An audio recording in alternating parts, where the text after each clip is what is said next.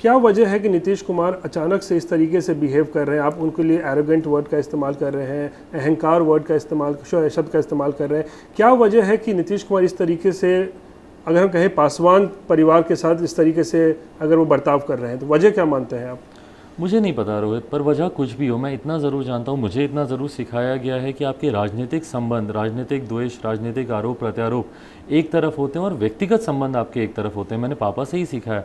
शायद ही कोई ऐसा व्यक्ति हो जो पापा के निधन पर दलगत राजनीति से उठकर मिलने नहीं आया हो, या अपनी सांत्वना नहीं दी हो, या अपना संदेश नहीं भेजा हो। भले वो सोनिया गांधी जी क्यों नहीं हो, राहुल जी क्यों नहीं हो, प्रियंका जी क्यों नहीं हो, तेजस्वी क्यों नहीं हो, राबड़ी जी क्यों नहीं हो, कोई भी प्रदेश में आप देख लीजिए, कांग्रेस के छोटे बड़े हर दल के नेता, सीपीआई सीपीएम के हर कोई उस वक्त मौजूद रहा। आप सारी पार्टी, आम आदमी पार्टी का आप जिक्र कर लीजिए, टीएमसी का आप जिक्र कर लीजिए, उड़ीसा में बिजू पटनायक जी की पार्टी का आप जिक्र कर लीजिए, कोई ऐसा नहीं रहा। और ये समय ऐसा होता है कि जब आप दलगत राजनीति से आप ऊपर उठते हैं, एक तरफ प्रधानमंत्री जहां दिन रात मेरे साथ लगे रहे, अमित शाह जी गृह मंत्री होने के बावजूद, खुद इतना व्यस्त होने के बावजूद निरंतर पापा का हालचाल पूछते रहे, जेपी नड्डा जी निरंतर उनकी जानकारी लेते रहे, उस पर मुख्यमंत्री जी का जानकारी लेना या दो शब्द आश्वासन के देना तो दूर, उनको इस बात की जानकारी भी नहीं।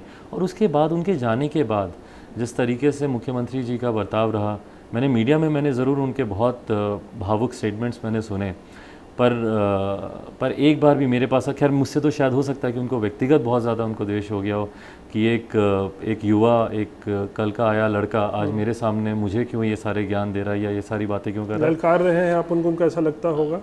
मैं उनको ललकार नहीं रहा हूँ, मैं सिर्फ उनको, देखिए मेरे प्रदेश के मुख्यमंत्री हैं, मैं उन पर विश्वास नहीं करूँगा तो किस पे करूँगा। आज अगर मेरे प्रदेश संकट से गुजर रहा है, कोरोना काल में अगर संकट में था, संकट में है, और बाहर से अगर लोग दुखी हैं, प्रभावित हैं, तो मैं किसके पास जाऊँगा? मुख्यमंत्री के पास नहीं जाऊँगा तो किसके पास जाऊँगा? इतने सारे आपने पत्र लिखे पिछले 6-8 महीने में, एक पत्र का जवाब मिला किसी का? एक पत्र का जवाब नहीं। प्रवासी मजदूर का मुद्दा आपने उठाया, बाढ़ के मुद्दे पे पत्र लिखा है आपने, बहुत सारे पत्र, लॉ एंड ऑर्डर को लेकर और निरंतर इन सब चीज़ों को, कोरोना पे लिखा है, कोरोना पे लिखा है। अभी बक्सर में अभी इतनी बड़ी घटना घटी है सब, और आए दिन, कौन सा दिन ऐसा है जब बिहार में किसी की हत्या नहीं हो रही हो, किसी का अपहरण नहीं हो रहा हो। मैं चिंतित हूँ इन सब चीज़ों को लेकर। Bihar first, Bihari first vision document जिसकी मैं बात करता हूँ, जिसको लेकर मुझे लगता है कि शायद माननीय मुख्यमंत्री सबसे ज़्यादा मुझसे नाराज़ हुए जब मैंने बिहार फर्स्ट बिहारी फर्स्ट यात्रा शुरू की, और लगभग 4 लाख लोगों से इकट्ठा से सुझाव लेकर मैंने इस विजन डॉक्यूमेंट को मैंने तैयार किया। और मैं चाहता हूं कि ये विजन डॉक्यूमेंट अगली सरकार में शामिल किया जाए। और मैंने स्पष्ट रूप से मैंने कहा था कि मेरा विश्वास नहीं है 7 निश्चय पर। देखिए, बिहार में सिर्फ नली गली बनाना या हर घर जल पहुंचाना, हर घर जल तो आपने बाढ़ के माध्यम से आप पहुंचा ही रहे हैं, पर उसको आप योजना का हिस्सा नहीं मानेंगे ना। नली गली बनाना बिहार में विकास का मापदंड नहीं हो सकता। आप दुनिया तो भूल जाइए, आप देश में देखिए विकास के मापदंड क्या हैं। हमारे प्रधानमंत्री बोलते हैं कि जय जवान जय किसान के साथ जय विज्ञान। विज्ञान का क्या आप इस्तेमाल कर रहे हैं? आपने तो स्पष्ट मना कर दिया कि बिहार में उद्योग कभी आ ही नहीं सकते। आपने अपने पिछले संबोधन में आपने साफ कह दिया कि इंडस्ट्रीज नहीं लग सकती, क्योंकि यहाँ का भूगोल ऐसा है, पानी से घिरा हुआ इलाका। तो भैया पंजाब भी पानी से घिरा हुआ है, हरियाणा भी पानी से घिरा हुआ है। अगर वहाँ पे इंडस्ट्रीज आ सकती हैं, हाँ, तो अगर इस तरीके का अगर लैंडलॉक्ड है, अगर आप इसको बोल भी रहे हैं, तो आपने उसके लिए आपने प्रयास क्या किया? लास्ट टाइम कब आपने इन्वेस्टर्स समिट की? मुझे नहीं पता। आपने कब आपने निवेशकों को बुलाया? कब आपने उनको यहाँ पे आपने रेकी करने का आपने मौका दिया? सिंगल विंडो क्लियरेंस आपने कब दिए परमिशंस के लिए? लैंड रिफॉर्म्स आपने कब बेहतर किए ताकि निवेशक आके यहाँ पे निवेश कर सकें? ये विजन की तरफ ही आप काम नहीं कर रहे हैं। और दूसरी तरफ आप हाथ खड़ा करके कहते हैं कि भैया हमसे तो जितना हुआ हमने किया। इसका मतलब भविष्य में अब आपकी कोई ऐसी सोच नहीं है विकास की। अहंकार शब्द क्यों इस्तेमाल कर रहे हैं नीतीश कुमार के लिए आप?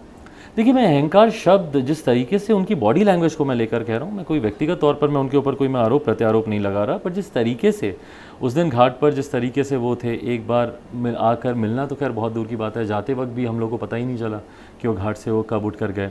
उनसे जितनी बार मैंने संवाद साधने का मैंने प्रयास किया, और इवन जिस तरीके से अफसरशाही यहाँ पर हावी हो गई है, और माननीय मुख्यमंत्री मुझे तो भूल ही जाइए, वो अपनी पार्टी के नेताओं से बातचीत नहीं करते। अपनी पार्टी के सिर्फ 2-4 लोग अगर छोड़ दें तो किसी से वो राय मशवरा, उनके कितने ऐसे सांसद हैं, कितने ऐसे विधायक हैं, कितने ऐसे नेता हैं जो मुझे आकर बोलते हैं कि किसी भी नीतिगत फैसले में उनकी सहभागिता ही नहीं होती, उनसे पूछा ही नहीं जाता।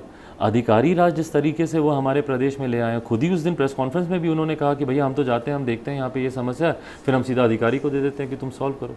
तो अगर आप अधिकारियों के भरोसे ही, ब्यूरोक्रेसी के भरोसे ही, बिना जनता से डायरेक्ट संपर्क साधे हुए, बिना जनता से मिले हुए आप पहली आप रैली करते हैं, भाई मेरी तो परिस्थितियाँ ऐसी है कि मैं अभी घर से निकल नहीं सकता, आप क्यों वर्चुअल रैलियाँ कर रहे हैं? आपको डिजिटल रैलियाँ आप क्यों कर रहे हैं? आप जाइए ना जनता के बीच, और हेलीकॉप्टर से मत जाइए, सड़क मार्ग से आप जाइए जनता के बीच। आप मेरे पिताजी को आप कहते हैं कि उनके आपकी वजह से वो राज्यसभा बने, जो व्यक्ति 9 बार लोकसभा जीत कर आया, एक बार आप भी चुनाव लड़िए। मैं भी चाहता हूं कि आप चुनाव लड़ें, जनता के बीच आप जाएं, आप देखें कि जनता क्या मांग कर रही है, जनता की क्या समस्या है।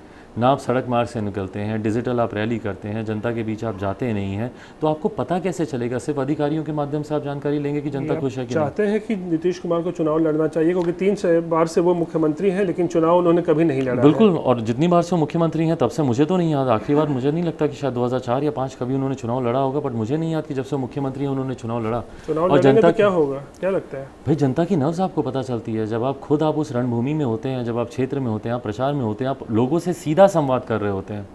सिर्फ मंच पर खड़े होकर लोगों को भाषण देकर आना वो संवाद नहीं होता, डिजिटल वन साइडेड इंटरेक्शन करना वो संवाद नहीं होता। जनता के बीच जाइए, सड़क मार्ग से जाइए, रास्ते में देखिए कहाँ पे गड्ढे हैं, रास्ते में देखिए कहाँ पर लोग किस परिस्थिति में सड़क किनारे रह रहे हैं, बाढ़ प्रभावित लोग देखिए किस तरीके से हाईवे पे रुके हुए हैं, जाइए उनके बीच, सीधा उनके बीच खड़े होकर उनसे संवाद साधिए।